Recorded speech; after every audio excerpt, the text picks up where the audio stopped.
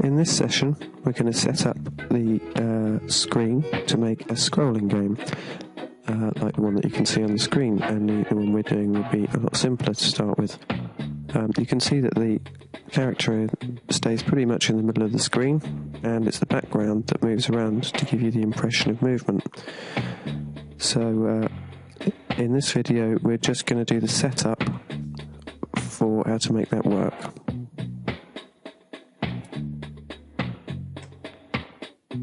So here we are back in GL Basic, and if I run the program, we'll see the sort of state that some of you have already got to. Got Copenhagen in the top left there, and the bee is able to fly off the top of the map. We're going to fix that, and fly all the way down to Sumatra in the bottom right. And again, you can fly straight off the edge of the map. So the problem with that is that there's no boundary checking there. So now we'll see the new improved version, where again you've got Copenhagen up in the top left. I can't go off the top of the map, and I can't go off the left of the map. And if I fly down and right, which I do just by putting the mouse to the underneath and to the right of the bee, it will stop when it hits the right hand side. There's Sumatra in the bottom right again. Also, we're going to see how to set it up so that if I change the screen size, like I'm doing here in the options, it'll still work. So it'll be independent of screen size, which is really useful if you're making an application which you're going to export to a phone or a small device. There's Copenhagen in the top left again. If I fly down and right, I'll keep going until I get all the way down to Sumatra again in the bottom right. So the boundary checking will work regardless of the screen size. Okay, we have a look at this map that we're going to use. It's quite possible that we'll change our mind and want to use a different map, or we'll have a different level with a different map, which is of a different size. So we're also going to code the game so that this map can change without us having to change any code. Okay, let's get started. So to start with, we need a load of variables to store some values, and this is them. We've got map width and map height, so that's going to store the width and height of our map as we're going along. We don't need to know that, we'll get the program to work it out for us. Same with screen width and screen height. As we saw earlier, we're going to be able to change the in our options how big the screen is, and they're going to get populated automatically with that information. And in the game, we need to know where the left, right, up and down is, so that the bee doesn't fly off the edge of the world into a black space. That's called boundary checking. And boundary checking enables us to know when to stop when you're at the edge of the screen. So we have to tell the program when we're at the edge of the screen, and then tell it what to do in that situation.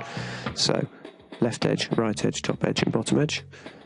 And then we want to place our character in the middle of the screen. And again, we don't want to have to work that out with a ruler. We want our program to be able to work it out for us, especially if we're changing screen sizes. So no matter what size the screen, we're going to use these variables mid-x and mid-y to put our bee right in the middle of the screen. Finally, I've been a bit lazy here. Anim stands for animation W and animation H. This specifies how big the sprite is. It's 128 by 128. I could have also got the program to work that out for me, but I didn't. Probably should have done, in case I want to swap the animation out. Okay, so you'll notice that these variable names are all in uppercase, which means they are constants. Constant means it's not going to change. Okay, once the user starts interacting with the game, these variables won't change. They're constant values. And here they are at the beginning of the game. I declare them: global, map width, map height, etc. Oh, there they all are. Okay, so the screen setup is going to set up everything I need for the game, and I've put it into a subroutine called screen setup, just to see how you jump to that in the game. Here I am at the top in the code. Set the constants. I've set some other variables here. We'll come back to them in another tutorial. And then before I enter the main loop, notice I say before I enter the main loop, so this just happens once at the start. It executes screen setup. So let's jump over to it, click over there. Here it is, screen setup. So what is it? So this is stuff I do before I enter the main game. I set my font, so I want to get that out of the way at the beginning, and I play a bit of music. We'll deal with music in another one. This code here is what we're looking at now. So, back to here. There it is, what we've just seen.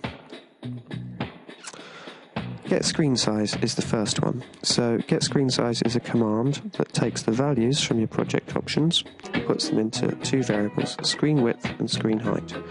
So if our screen is 640 by 480, it automatically, when I call that command, puts those values into screen width and screen height.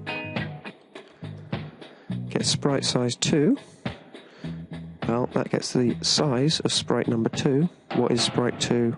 It's our map. We loaded that earlier. Is that.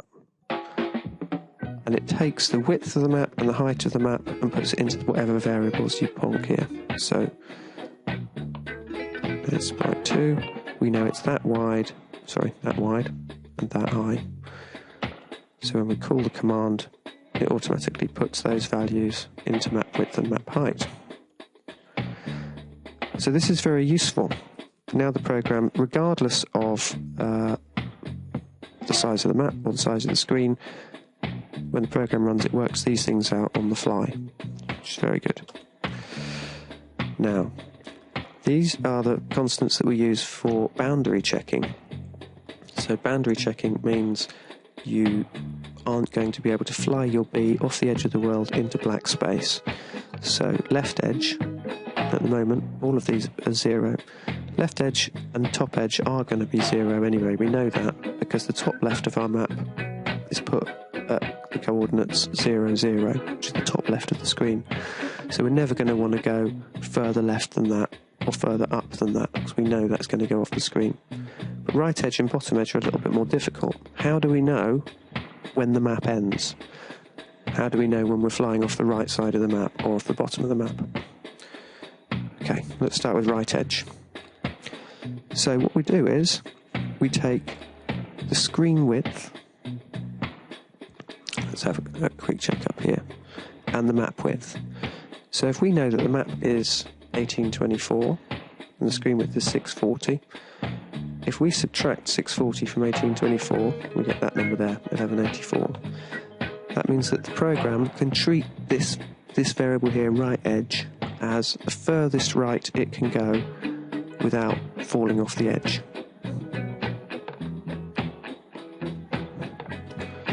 And similarly, bottom edge does exactly the same thing. It takes the height of the map and subtracts the height from the screen, which means it will always neatly align and sit nicely at the bottom of the screen if we go down.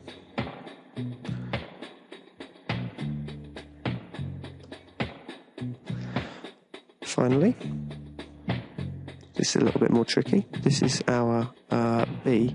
How do we get the B to sit in the middle of the screen? Okay, let's go back to our map. We want to place the B right in the middle of the screen.